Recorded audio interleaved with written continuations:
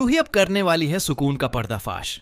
क्या दादी रख पाएंगी सुकून का राज, या फिर वापस आएगी रूही की आत्मा?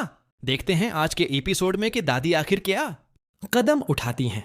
धर नहार की उलझन बढ़ती जा रही है। क्या वो सुकून का साथ देंगे या रूही के जिस्म में लौटती आत्मा का?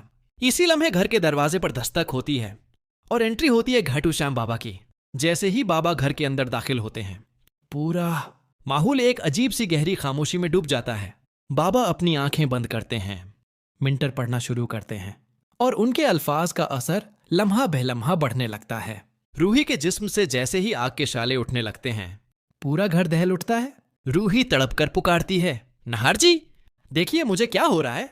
नहार हैरान रह जाता है, मगर किसी को नहीं पता कि असल में ये रूही नहीं बल्कि सुकून की आत्मा है, जो रूही का रूप धारकर सबको बेवकूफ बना रही है।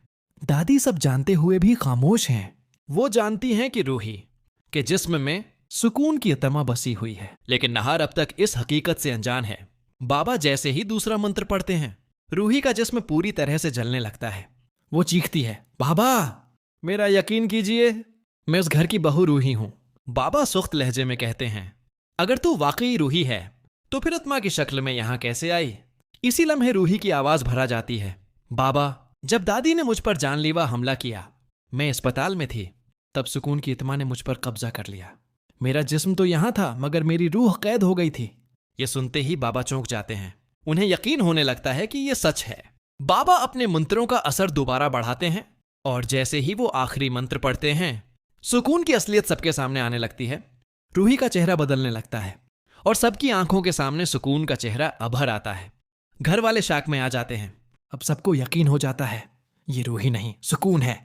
दादी चुपचाप खड़ी मुस्कुरा रही हैं, क्योंकि वो तो पहले दिन से जानती थी कि ये सुकून है जो नहार की जिंदगी में रूही बनकर आई है।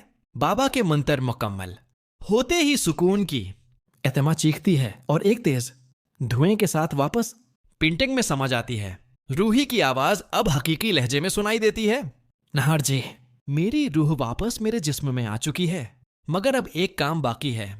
इस पेंटिंग को हमें जला देना होगा, वरना यह आत्मा दोबारा लौट आएगी और हमारी जिंदगी बर्बाद कर देगी। ये सुनकर दादी के चेहरे पर एक अनोखी मुस्कुराहट आ जाती है। वो धीरे से बोलती हैं, रूही तुम समझती हो कि तुम जीत गई, अब देखना दादी का अगला खेल क्या होता है। क्या रूही वाकई सुकून की आत्मा को हमेशा के लिए खत्म कर पाएगी, या दादी की नई चाल इस कहानी को एक नया मोड़ देगी? क्या नहार और रूही एक दूसरे के हो सकेंगे, या सुकून की रूह फिर से लौट आएगी? अपना ख्याल कमेंट में जरूर बताएं।